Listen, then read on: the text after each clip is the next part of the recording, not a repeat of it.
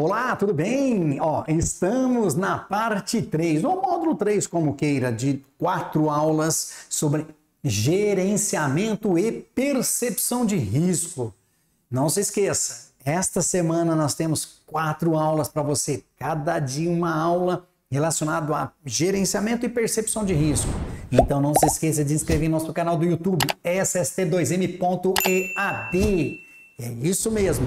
E outra, hein? Dá um like lá para nós e clica no sininho para nós te avisarmos as nossas aulas, tá bom?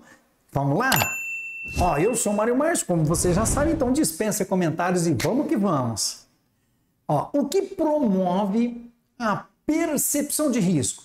Primeiro, colocar em prática o que você sabe. Opa, ótimo! O que você aprendeu, que geralmente, ou pelo menos é obrigatório, segundo prevê a legislação brasileira, é a norma regulamentadora de número 1, que fala o quê? Que devemos treinar o trabalhador para toda e qualquer atividade dispostos dentro das NRs. Vou te dar um exemplo para você de uso de equipamento de proteção individual da NR6.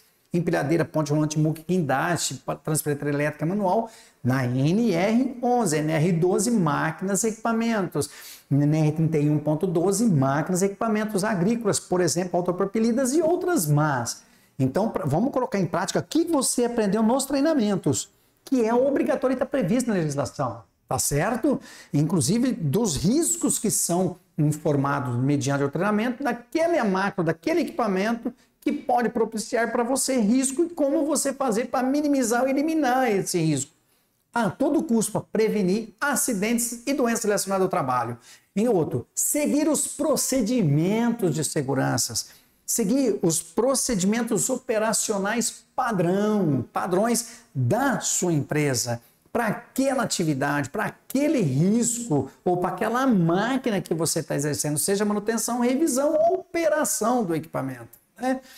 Não tomar decisão sem conhecer o perigo. Esse perigo, vezes a exposição, pode dar um risco, e nesse risco, com a exposição ao perigo, pode sofrer acidentes, e às vezes acidentes graves, pode levar até a morte, não é verdade? Se tem dúvida, para tudo, não executa essa atividade se não se estiver sentindo seguro, procura quem de direito. Se tem o SESMIT na empresa, que é o Serviço Especializado em Engenharia e em Medicina do Trabalho, procura técnico, engenheiro, quem for possível para poder te orientar. Não tem o SESMIT, é na área rural, tem o CSTR, Serviço Especializado no Trabalho de Segurança do Trabalho Rural? Tem, procura. Ou é full-time, ou é freelance, ou é terceirizado, não importa. Procura alguém para poder te orientar ou reorientar para executar a atividade com segurança. Você não sabe? Pergunte, pelo amor de Deus. Não deixa de perguntar para você executar a atividade, executar a manutenção, operação, revisão com segurança. Promove o que é a percepção de risco e com certeza pode reduzir drasticamente o risco. Não é nenhum acidente, mas a exposição a esse perigo pode reduzir drasticamente. Porque nossas percepções, elas se divergem. Nós enxergamos as primeiras coisas que vêm à nossa mente e consideramos aquilo como uma verdade, como se diz, aquela verdade absoluta, né? E pode divergir esta percepção. Então vamos exercitar um pouco a nossa mente. Olha só. Diga as cores e não as palavras. Diz as cores. Quando você vê aqui, escrito em verde, o amarelo, preto e amarelo, isso confunde, porque a primeira coisa que você vê é o que vai fixar, que é o quê? Diga as cores e não as palavras. E, na verdade, as cores não é o que você vai gravar, e sim as palavras, em virtude de estar escrito. Nós criamos essa percepção no nosso cérebro e, mediante aquilo que a gente vê, é o que a gente fala. Então, por isso que nós devemos parar, analisar, olhar e ter um olhar clínico de percepção do risco para realmente analisar o que é, qual é o risco, como executar essas atividades, por quê, quando, onde, quem executar e de forma segura. Então, entendeu? Diga as cores, não as palavras. Para e pensa. E exercita a sua mente nesse momento. Tenho certeza que você errou alguma coisa aí, né? Mas tudo bem, mas é bom exercitar sua mente. O conflito em sua mente, presta atenção. O lado direito do seu cérebro tenta dizer a cor. O lado esquerdo insiste em ler a palavra. É o que aconteceu. Nós temos no cérebro o hemisfério direito e o hemisfério esquerdo. Nós temos a emoção e a razão. E muitas das vezes nós temos mais emoção do que razão, outros mais razão do que emoção. Isso tem que estar equilibrado. É o conflito que nós criamos na nossa mente, que de um lado ele tenta dizer a cor, do outro lado insiste que você fala o quê? De ler a palavra, não é verdade? Nós vamos ver isso muito em inteligência emocional daqui uns dias, tá certo? Não esqueça de nós seguirmos. Olha aí.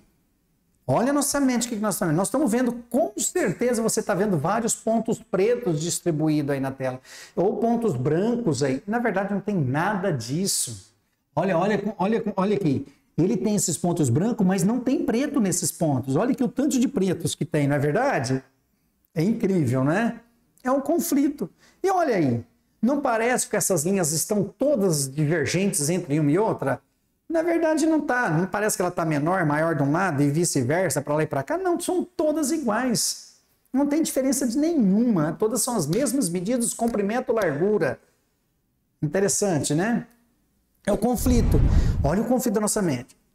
Parte da nossa mente, acredito eu, que vocês estão vendo o quê? Duas faces. Uma face olhando para cá, outra face olhando para cá.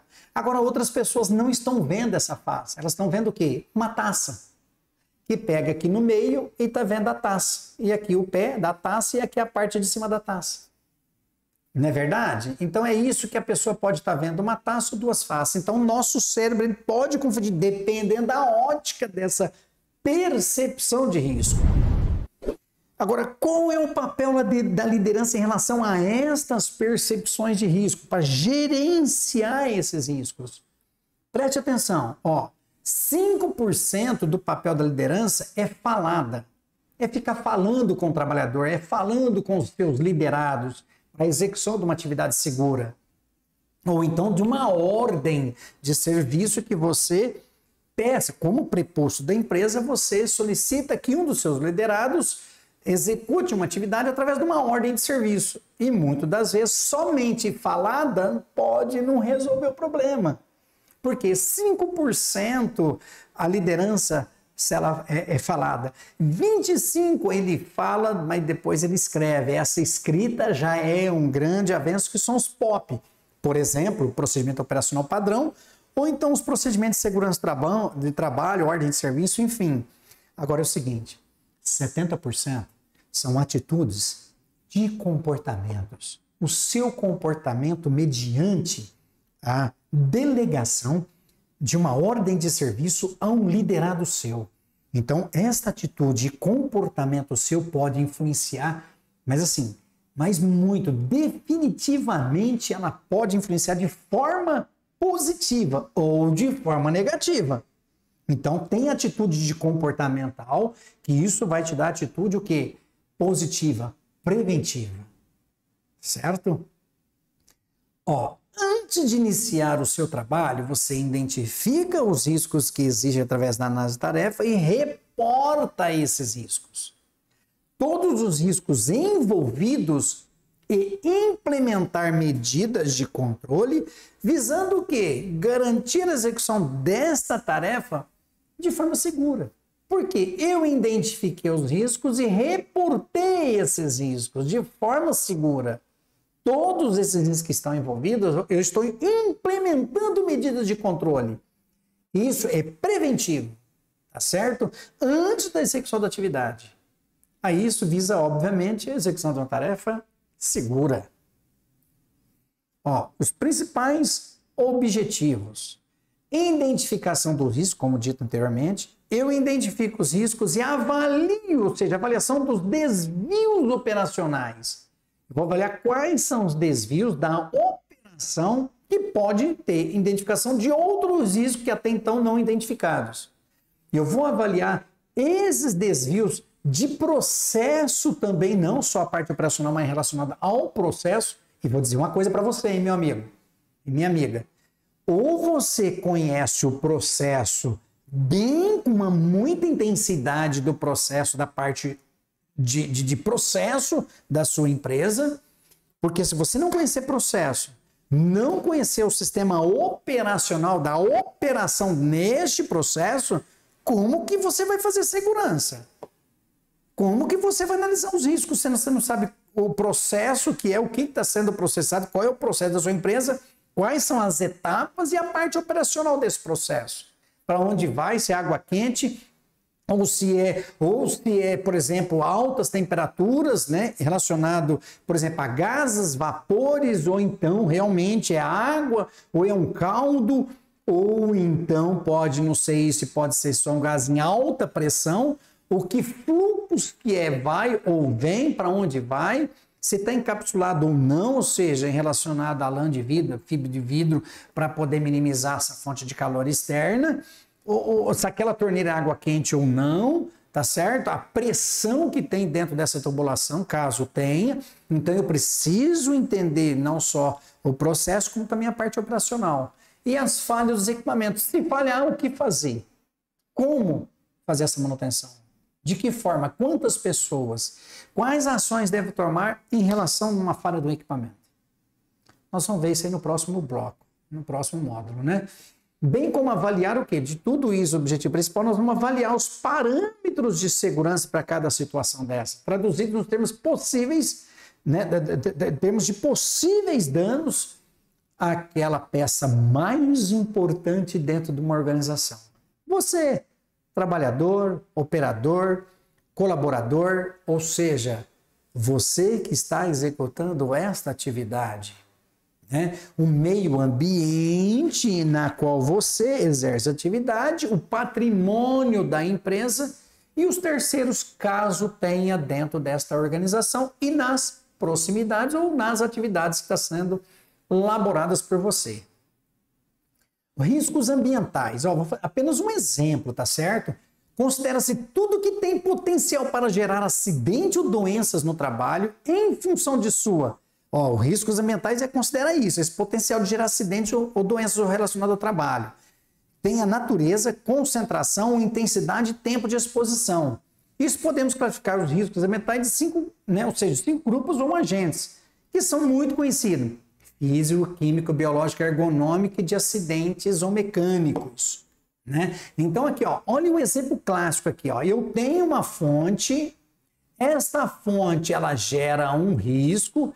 Esse risco ele tem um percurso, nesse percurso tem um trabalhador e esse trabalhador pode ser afetado mediante essa fonte geradora que oferece um risco, um perigo. Esse perigo tem uma exposição a esse perigo que é um risco e aí pode realmente ter o acidente do trabalho ou a doença relacionada ao trabalho. Então, dentro dos riscos ambientais, eu preciso saber a natureza desse risco, qual é a concentração desse produto químico, a densidade, a intensidade disso, a avaliação, a quantificação disso quando é possível, qual a intensidade, por exemplo, do ruído, por exemplo, a intensidade do ruído relacionado a esse local, qual é o tempo que essa pessoa fica exposto a distanciamento dessa fonte de risco, né? Quais são as proteções ou as possíveis proteções coletivas individuais que tem ou que possa ter ou que é necessário ter para prevenir o quê? Os riscos que ele está exposto no ambiente de trabalho, seja ele qualquer um desses. Legal, né? Agora é o seguinte, eu aguardo você no último módulo, a última parte, que é a parte 4. Aguardo você, abraço e sucesso. Fiquem com Deus.